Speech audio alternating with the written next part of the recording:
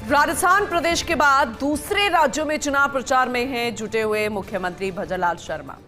बतौर स्टार प्रचारक चुनाव कैंपेनिंग में जुटे हुए हैं मुख्यमंत्री। और आज की तस्वीरें हम आपको लगातार दिखा रहे हैं जब दिल्ली में भाजपा प्रत्याशियों के समर्थन में सभाओं को संबोधित करेंगे मुख्यमंत्री भजनलाल शर्मा। उससे पहले सामाजिक कार्यक्रम में शिरकत की। वो तस्वीरें हमने आपको दिखाई। मीडिया से रूबरू हो रहे और सवालों के जवाब भी देते नजर आए। पूर्वी दिल्ली में भाजपा प्रत्याशी हर्ष मल्होत्रा के समर्थन में चुनावी सभा ओसवाल भवन, सूरजमल विहार में भी सामाजिक सम्मेलन में संबोधित उन्होंने किया। मुख्यमंत्री भजनलाल शर्मा ने सकल जैन समाज को मोदी जी का परिवार बताया। कहा कि राजस्थान से 13 पंथ समाज का गहरा रिश्ता है। आचार्य महाप्रज्ञ का जन्म और देवलोक गमन भी राजस्थान में ही हुआ है। आप भले ही कम संख्या में हैं, लेकिन देश निर्माण में आपका योगदान है। आपने कभी सरकारों से कुछ नहीं मांगा, आपने तो सिर्फ देश को दिया है। मैं और मेरी पार्टी आपके साथ रहेंगे। जैन समाज का भाजपा से जुड़ाव रहा है। आचार्य महाप्रज्ञ को प्रधानमंत्री आधुनिक महापुरुष मानते हैं। प्रधानमंत्री मोदी जी का भी जैन समाज से गहरा जुड़ाव रहा है। शाम 6 बजे उत्तरी पूर्वी दिल्ली के प्रत्याशी मनोज तिवारी के समर्थन में कार्यक्रम है। दयालपुर में प्रतिभा दर्पण बाल विद्यालय में सामाजिक सम्मेलन को संबोधित करेंगे मुख्यमंत्री। रात 8 बजे से भजनलाल शर्मा का जयपुर लौटने का भी कार्यक्रम है।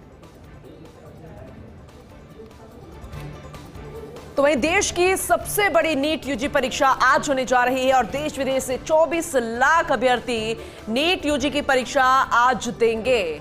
जी हां, आज दोपहर 2 बजे से शाम 5:20 तक नीट परीक्षा आयोजित की जाएगी। इस बार 24 लाख से ज्यादा छात्र परीक्षा के लिए रजिस्टर्ड हुए हैं, यानी कि रिकॉर्ड मतों से। देश के 557, विदेश के 14 शहरों में परीक्षा। 180 सवालों के पेपर को हल करना होगा। वक्त होगा 3 घंटे 20 मिनट में हल करना होगा। 1:30 बजे के बाद कोई एंट्री नहीं है, क्योंकि 2 बजे से परीक्षा शुरू हो जाएगी और अभी से ही एंट्री मिलनी शुरू हो गई है। दूर दूर से बच्चे पहुंचे हैं। जो जहां पर सेंटर्स बनाए गए हैं वहां पर खास तैयारियां प्रशासन की तरफ से, क्योंकि प्रशासन की भी परीक्षा है, क्योंकि काफी संख्या में रजिस्टर्ड हुए हैं सभी बच्चे जो कि लंबे समय से तैयारी कर रहे थे। और आज सबसे बड़ा मेडिकल टेस्ट होने वाला है, बड़ी परीक्षा नीट यूजी की। बात सियासत की कह रहे हैं तो लोकसभा चुनाव 2024 के तीसरे चरण का मतदान 7 मई को होने जा रहा है और आज शाम 6 बजे थम जाएगा तीसरे चरण का चुनाव प्रचार प्रसार का शोर। शाम 6 बजे के बाद घर घर जाकर प्रत्याशी प्रचार प्रसार कर सकेंगे।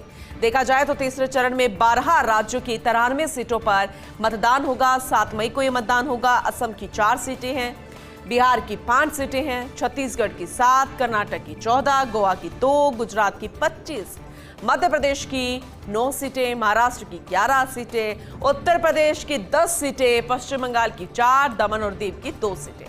जम्मू कश्मीर की 1 सीट पर सुबह 7 से शाम 6 बजे तक वोटिंग होगी। तीसरे चरण में सफाई के यादव परिवार के 3 बड़े चेहरे चुनावी मैदान में हैं, क्योंकि मैनपुरी से डिंपल यादव खुद है, बदायूं से शिवपाल यादव के पुत्र आदित्य यादव हैं, फिरोजाबाद से प्रोफेसर राम गोपाल यादव के बेटे अक्षय यादव मैदान में हैं।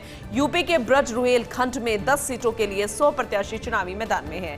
एटा से पूर्व मुख्यमंत्री कल्याण सिंह के बेटे राजवीर सिंह, बरेली से पूर्व राज्य मंत्री छत्रपाल गंगवार, मैनपुरी से पर्यटन मंत्री ठाकुर जयवीर सिंह, आगरा से केंद्रीय राज्य मंत्री और मौजूदा सांसद एसपी सिंह बघेल भी शामिल हैं।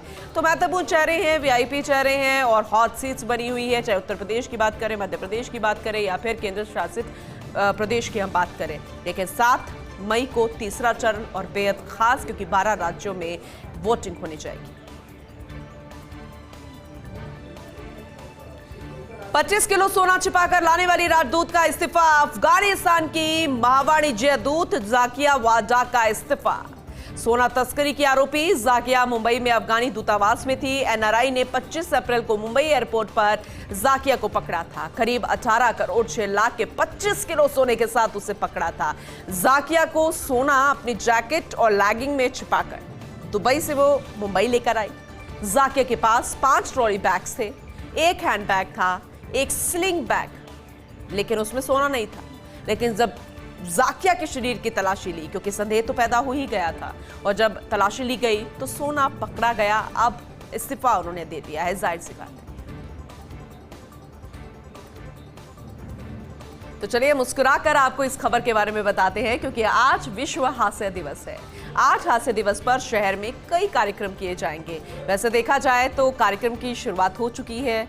राजधानी जयपुर का फेमस सेंट्रल पार्क, जहां पर एक कार्यक्रम हुआ, उसकी तस्वीरें भी फर्स्ट इंडिया न्यूज ने दिखाई। लेकिन कई कार्यक्रम और आयोजित होंगे और डॉक्टर्स के अनुसार हेल्दी लाइफ के लिए हंसना जरूरी है। 15 मिनट की हंसी जिम के लिए 40 मिनट के बराबर है। कार्डियो और न्यूरो जैसी बीमारियों को कम करती है हंसी। हंसने से शरीर में एंड्रोफिन बढ़ता है, डोपामाइन जैसे हार्मोन्स बढ़ते हैं, ब्रेन की स्ट्रेस कम करता है, मेमोरी को बढ़ाता है। अगर आप हंसते हैं तो हंसने का प्रभाव शरीर के सभी हिस्सों पर पड़ता है। पूरे साल रोज 15 मिनट हंसे तो कम हो सकता है 2 किलो वजन भी। जी हाँ, आपने सही सुना। एक बार फिर से बता देते हैं, क्योंकि सबसे ज्यादा समस्या आजकल लोगों की वेट को लेकर है। तो अगर आप पूरे साल रोजाना 15 मिनट हंसते हैं तो 2 किलो वजन आपका ऐसे ही कम हो जाएगा। और आज सुबह सेंट्रल पार्क समेत कई पार्कों में शहर के हंसोड़ जुटे। जी हाँ, हासिम संस्था, संत ह्यूमन फाउंडेशन, रोटरी क्लब द्वारा यह आयोजन किया गया। और आज और भी कई कार्यक्रम होंगे जब हंसने के प्रति लोगों को जागरूक किया जाएगा। बिल्कुल सही सुना आपने, क्योंकि आजकल लोगों के पास हंसने का भी वक्त नहीं है। वहीं कश्मीर में मतदाताओं को जागरूक करने की कवायद, नुक्कड़ नाटक, म्यूजिकल शो, जागरूकता अभियान। कश्मीर में पहली बार चुनाव आयोग के ये कार्यक्रम आयोजित किए जा रहे हैं। श्रीनगर, बारामूला, अनंतनाग सीटों पर बहुत कम मतदान होता है, इसीलिए ये कार्यक्रम बेहद जरूरी है। 2019 की हम बात करें तो श्रीनगर में 14% से भी कम मतदान हुआ था। अनंतनाग में 13.61% मतदान हुआ था।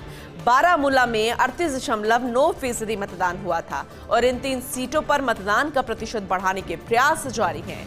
गुरुवार शाम लाल चौक पर जश्न जुगलबंदी हुआ, ये कार्यक्रम आयोजित किया गया था। चुनाव आयोग का संगीतमय कार्यक्रम बेहद सफल रहा। जगह जगह लोगों के लिए सेल्फी पॉइंट्स भी चुनाव आयोग बना रहा है। अनंतनाग राजौरी लोकसभा सीट पर 7 मई को मतदान होगा। हालांकि देश में तीसरा चरण है, लेकिन ये मतदान जागरूक कार्यक्रम जम्मू कश्मीर के लिए बेहद खास।